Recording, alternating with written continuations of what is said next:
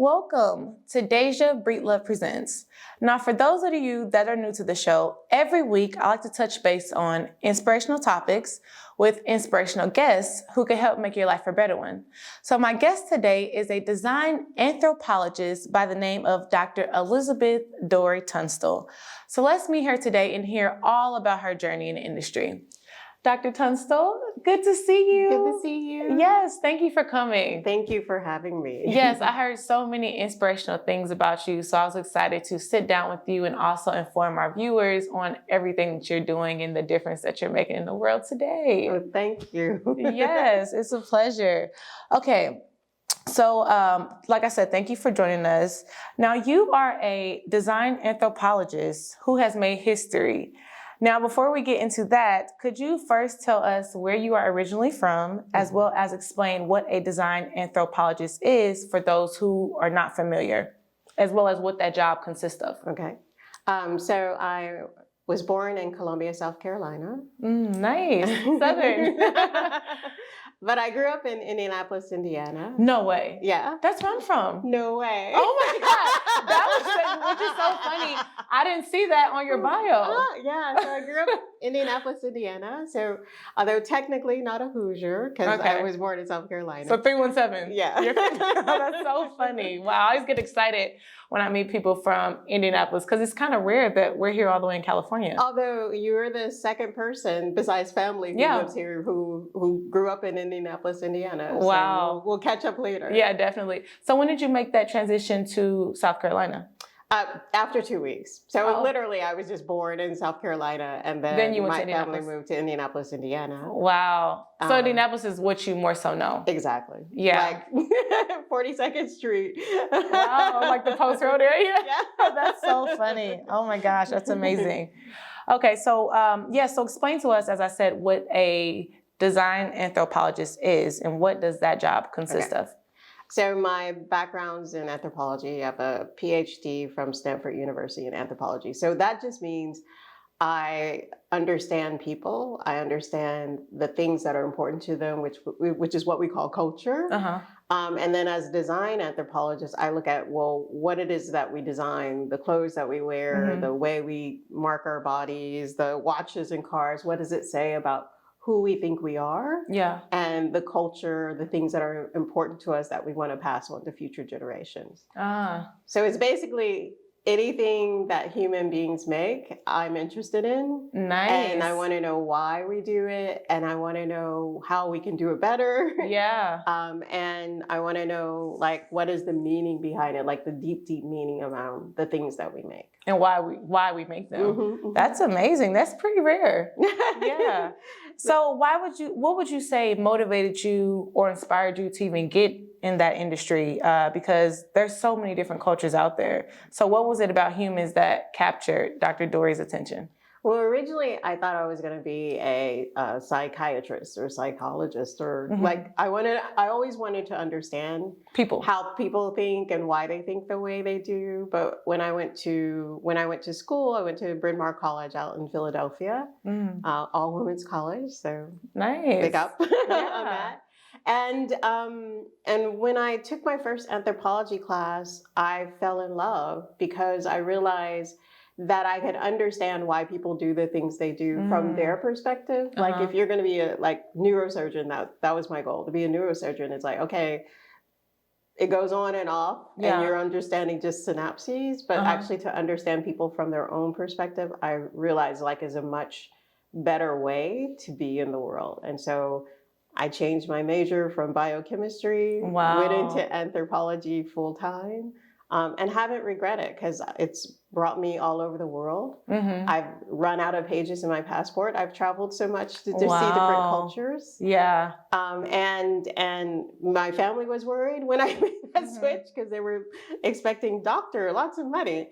And so they were worried what I was going to do. But at the time when I finished graduating from Stanford, a lot of companies were hiring anthropologists. So I ended up working for this high-tech consulting company called Sapient.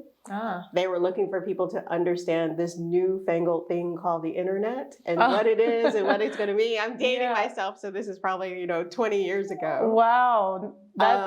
And I was part of that generation of researchers to help understand how technology was going to impact our lives and design that into the way in which, again, the interfaces work, the interactions work. Wow, that's amazing. So where is one place that you have gone, and what is one thing you have learned being an anthropologist that you didn't know prior? Look, I know I didn't prep you for this question, but there is so much. Let's see. I did my undergraduate. I did my graduate dissertation in Ethiopia. Oh, nice. And one of the things that I really learned there was like how important having a sense of deep history was. Let's say in the United States, we think history of like, okay, maybe 500 years. Yeah. But to be in a place that has like 5,000 plus years of history, and then if you start looking in archaeology, right, like we're talking like that's the origins of human beings, right? So 5 million plus history. Yeah. So if you come from a place or you're connected to a deep sense of history, no one can unroot you. Because the beautiful thing about that experience is that Ethiopians were never colonized during the colonial period. So there's a kind of pride in knowing who you are. Yeah. And where you come from. That I've made sure, like I know where I come from and know who I am so that as I travel in the world, nobody can stop me. Exactly. And that's really powerful that you actually went and seek that information because like you said, even though I'm not an anthropologist, I realize everything that we do, like our personality, a lot of this stuff is ingrained in us from like our history, our ancestors, or just past generations. And like, it's good to know that where you come from, and why you do what you do or why you think the way that you think, So I highly recommend everybody travel and learn about your background, whether that's like, studying or even doing an ancestry search. Cause I even did that and I was like, wow, there's a lot of discoveries there that I wasn't informed of before that. So that's amazing. Okay, so what would you say the most difficult part of that job title was starting out, or even something that you recently faced within the position, and how would you say you kind of overcame it? Well, I've had so many positions. So the most recent position that I have now is basically founder and lead executive officer. And we can talk about why I won't use the term chief executive officer, because there's a lot around my work around decolonization and indigenous people not liking others to use the word chief. Oh, wow. Yeah, we can go deep there. But my previous title was Dean of Design at OCAD University. Nice. And I was the first Black female dean of a faculty design anywhere in the world. Yes, which we're going to get there. Next question. But part of that, for me, that was the first time I had a title that was really impactful and challenging because it came with a lot of power. Yeah. And one of the things about being, like a Black woman, African American, in a position of power is not being afraid of power. Because most of the time, when we think of power, we think of being oppressed by power, right? And it took me, it was a big challenge for me to embrace the power of that position in terms of what it meant for being able to protect people, being able to support people so that when people said, I needed this resource, having access to that to provide it to them. So for me, that was a challenging position, which we can get more into, but that title and having the full weight of power in a title like that was one of the most challenging things. Relying that I understand people, because as a leader, all you're doing is understanding people and what they want and what they need. And just listening. And just listening. But also on the design side, understanding how you motivate people, how do you communicate with people. And how everything you do, people are watching, because you're kind of leading them in that direction. So I know that can kind of come with like it could be overwhelming at times. It can. Yeah. And at that time, so my Instagram was originally Dean Dori, but then no longer the Dean. That's but Dean Dori, because it was really important as the first Black to represent, to show what it looks like to be in that position of power authentically, right? So natural hair, I could wear a suit, right? But it may not look like the suit that you're expecting me to wear. It's still fun and colorful, you know? And authentic to who I am. Exactly. So I use social media a lot to show, get my students and other colleagues and other people who are young, especially diverse people in positions of leadership, what it meant to look like a leader in that role. And again, what I'm wearing, what am I doing? Yeah. And so that they felt confident that they can be in these owning their self as well. Yeah. That's amazing. Okay, so that goes into like my next question, which is, you made history as the first Black female dean of design, and like you said, at OCAD University in Toronto, Canada. So you just told us a little bit about that, but tell us a little bit more about what that experience was like, again, being the first Black woman in that position, and was it, kind of, obviously you said overwhelming, but would you say more empowering, because you're now setting the tone for future generations and women at that? So tell us a little bit more about that experience when you first kind of got that position. Well, to be the first in anything is always bittersweet, right? Because you think about yes, we've pushed through, right? But you think of all of the reasons, all those structural reasons of racism, sexism, classism, whatever is the reason that why no one else was able to break through in that particular way. Yeah. And then for me, it's always tricky because I talk about the fact that the reason why I broke through is because I'm a super token. And what I mean by a super token is an individual who's talented, so talented in a way that institutions, organizations, businesses need, that they are able to overcome their aversion to what identities that they have, because they want to have access to that talent, right? And so, I would say, Barack Obama, super token, right? And that's what I was just going to say, my next question is explain your definition of a super token, because why do you think that there were not previous women that look like your kind, our kind, prior to you? Well, and what it takes to be that super token. Well, again, you had to have, so again, if you're saying I'm the super token, I'm the standard, right? Then it's you had to have a PhD from Stanford University. You had to have led the U.S. National Design Policy Initiative. You had to have gone all the way to Australia to have an administrative position as an associate dean to show that you can do a deanship, right? You had to have all of these accolades. You had to have brought in grants. You had to have led all of these particular things. You had to have traveled all around the world in order to be the first Black dean, right?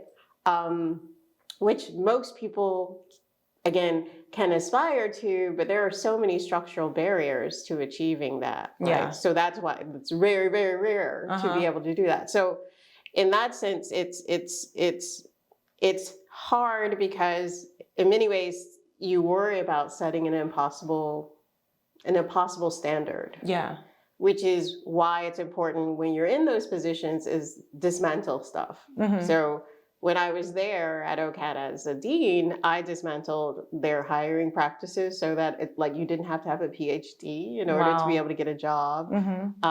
We did what we call cluster hires, where it's okay, we're going to hire 5 indigenous people who have a variety of backgrounds. We're going to hire now 5 Black faculty. Yeah. For the first time in design, where I was leading for 144 years. So you have to actually change the system so that your standard isn't a gate for others to not get into the institution. Or stopping them for them, I don't have this or I don't have that. And institutions were I heard that before. It's if we had 5 more Doris, we would hire everyone. And it's well, you barely have this one, let alone be able to find 5 more who are like that. And if you found them, what makes you think they want to come work for you? And well, that's amazing, because like you said, you are not only being a leader, but you're creating opportunities for future generations to come, showing them that you could still be this without having this, like you said, having a PhD or having things that people may think will stop you from even trying to get in that position. So that I think that's amazing what you're doing. Awesome. Okay, so my next question is, you are also a author, and yes, congratulations on that. This is your copy. Oh, thank you. That's amazing. Okay, so you're an author, and you are currently on a national book tour for your book. Let me show the audience this: Decolonizing Design. So tell us, which is a cultural justice guidebook. So tell us what this book is all about. And what that journey was like as an author as well, which is another title under your belt. So after, like, in the summer of 2020, which I say like the summer of the reckoning, after everyone realizing the experience of Black folks on a global level through the response to the murder of George Floyd, that MIT Press came to me and said, "Did you want to write a book about decolonizing design?" And I've written articles and I had, given lectures and things about the topic. And I said at that time, yes, because I was receiving, so the same summer of 2020 is when OCAD University, we had announced the results of our Black cluster hires. So it's not like, oh, we're going to hire Black people. We're like, no, we've hired 5 Black people for the first time in 144 years. Wow. This is what they look like. This is what they do. And so people were calling me saying, how do we do this? And then also all these young, brilliant, diverse, Black, indigenous, POC, racialized, whatever term you want to use, people were calling me saying, okay, I've now been put in this DEI position, and how do I navigate basically the white supremacy that now is my job to deal with in the organization? And so running out of time to be able to speak to people one-to-one about this, I was like, okay, let me write this book. Put it in a book so everybody around the world can read it. Exactly. And so it's really, decolonizing design is understanding first, like, design is part of the colonial project. Colonization is basically where, in the last 500 years, Europeans got on boats, went to other places to build a good life. In the process, they stole the land from indigenous people and embarked on a process of both physical and cultural genocide.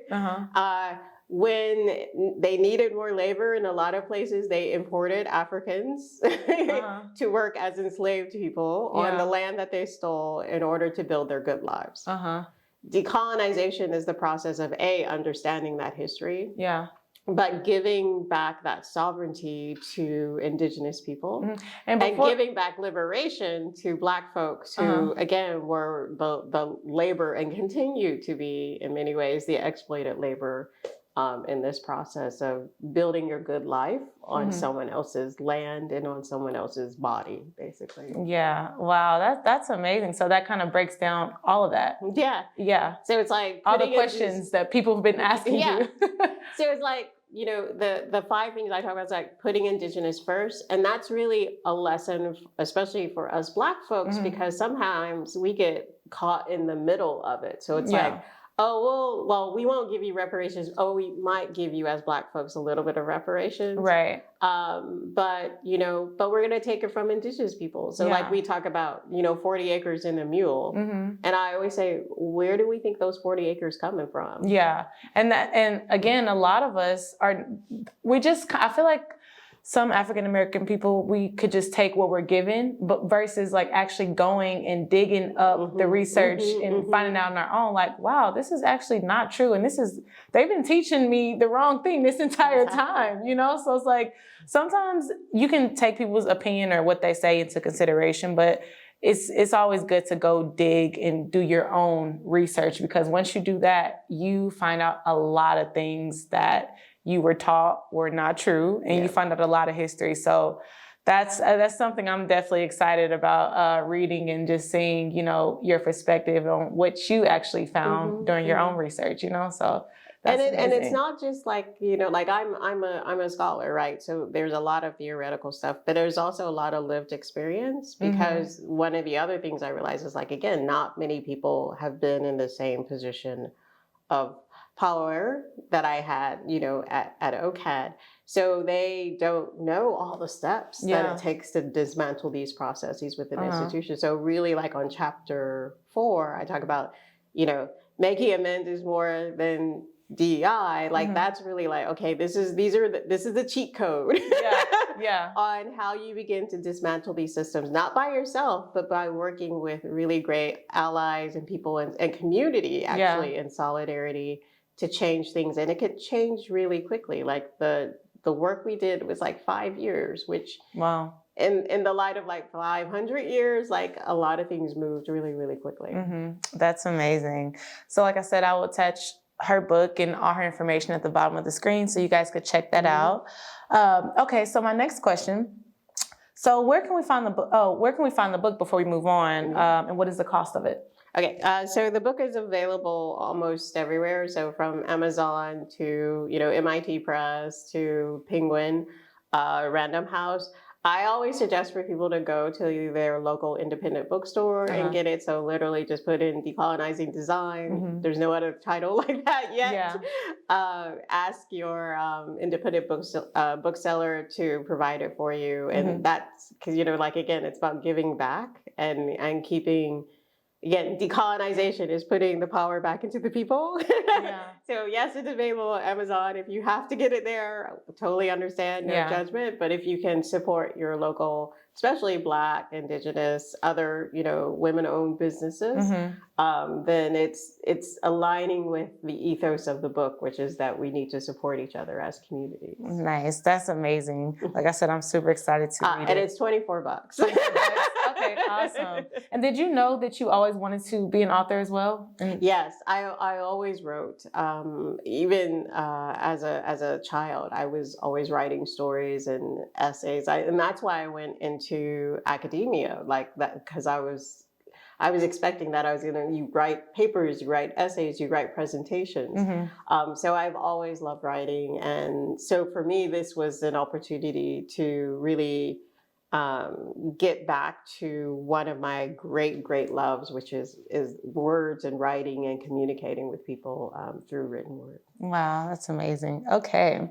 So my next question is, you also have over 7,000 followers on Instagram.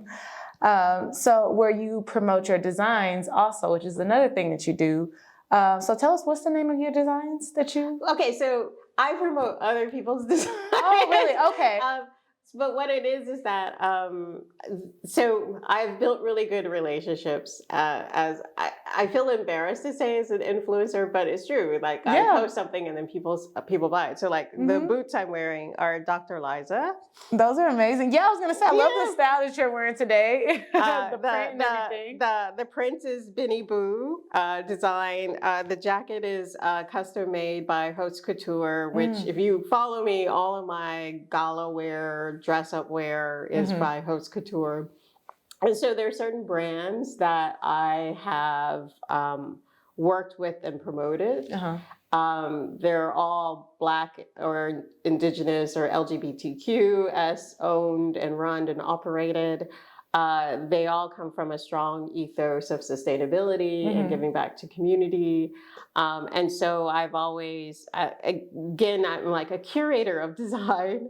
So I always wanted to make sure, and I continue to do that now, that I'm using Instagram as a platform to promote businesses that people may not have or see, right? And that's what it's for, you know? And that's what it's for. And so I was even thinking today, like, I love my Instagram feed because it's carefully curated around mostly, like I said, diverse people, makers and artists and designers and thinkers and activists. And so when I go through my feed, I'm inspired every day to do more, give more, contribute more to community.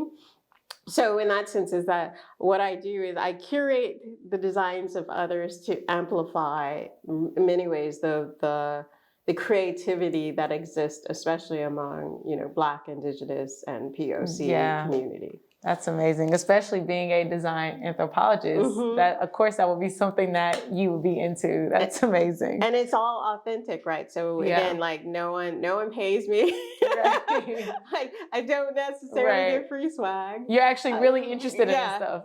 But what has happened, like I said, that like Dr. Liza has a sandal that I would wear all the time. And so she calls them the Dori sandal, or Lofton, which is an indigenous brand.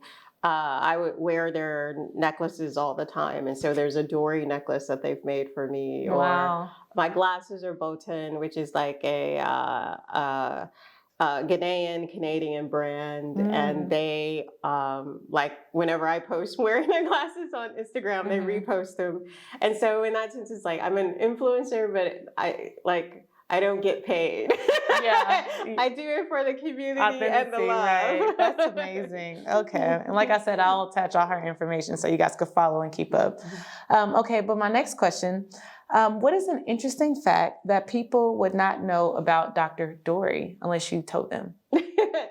Well, I think people always ask me, like, where do you get Dori from? My formal name is Elizabeth Tunstall. And so I was named after my grandmother. Nice. Who's Dolores Elizabeth. So actually it's Elizabeth Dolores. And then my grandmother's Dolores Elizabeth. Dori was my nickname that my father gave me because he said, I have to have my own name because I am going to be my own person. Wow. So he knew. And then Dori is from the Greek. So it means gifted. Wow. So he was giving me a name that was the hope, right? That I have many gifts, and I've always thought of that in the sense of like, okay, if you're a person, you have many gifts, you have a responsibility to share those gifts with everyone in the world. So. Yeah, that's amazing. Okay, so as we kind of come to the end of our questions and our time and all the knowledge that you've shared with us, what can we expect next from Dr. Elizabeth Dori? Like Dr. Elizabeth Dori. I've left Dean Design at OCAD, and now I run a company called Dori Tunstall Inc. Nice. And so I've been working with basically Fortune 100 design companies, helping them decolonize design. And so it's been super exciting because we only work with clients who have already done stuff before, like they show that they're willing to change. And our job is to kind of accelerate that change. So help them identify what institutional barriers they've put in place to the change, convince them to remove them so that the natural flow of connection that they want to have with the cultural communities that make culture, which basically like Black folks, we make the culture. Indigenous folks, we make the culture. Right. So I'm working really closely with a few clients, can't name them because that's how big they are, to help them really transform in a significant way. And so I have a partner, Kate Lee, and we're jamming on it, really just really helping to shift the whole entire design field through the clients that we're working with. Nice. Okay. Well, I can't wait to, like I said, follow you and keep up with everything that you're doing. Okay. So last but not least, if you could leave any future entrepreneurs with any piece of advice, what would you say? Authenticity. It's all about maintaining your authenticity. I think a lot of times as entrepreneurs, we're felt like we're supposed to just chase the bag, right? And some people, what they discover is that when they've done that, they've lost themselves. So for me, successful business is not about how many multi-millions, billions, or whatever that you get in. For me, a successful entrepreneur is one who has been able to, in all of the changes that you go through as an entrepreneur, which you would know, right? Maintain an authentic sense of who they are and an authentic sense of why they've been doing what they want to do. Because you normally an entrepreneur because you want to make some kind of positive change in the world, right? And so maintaining the authenticity of that, in spite of what money people may throw at you, in spite of what a client might try to push you to do, like to me, that is like the ultimate definition of success. Wow. Yeah. Just following your heart and what's true to you. And everything follows once you do that. I realize. That's amazing. Well, to everybody, where is the best place to find you and keep up with all that you're doing, your social medias and everything? So I'm on LinkedIn at Dori_Tunstall. I'm at Instagram on Dori_Tunstall. The DoriTunstall.com is going to launch in mid-November, so you can find me there. But probably most of the time, like as per the 7,000 plus followers, like Instagram is probably the easiest place to find me these days. Amazing. Well, thank you for coming, Dr. Dori. Thank you for having me. And as things change and as you grow, you're going to have to definitely come back and check in, and, you know, maybe we can come to location next time and see, you know, your platform and everything. So thank you again. And that wraps it up for Daisha Breedlove Presents, you guys. Also, make sure you like, subscribe, comment, tell us what you thought of this episode. And I will see you next week with another inspirational guest. Ciao.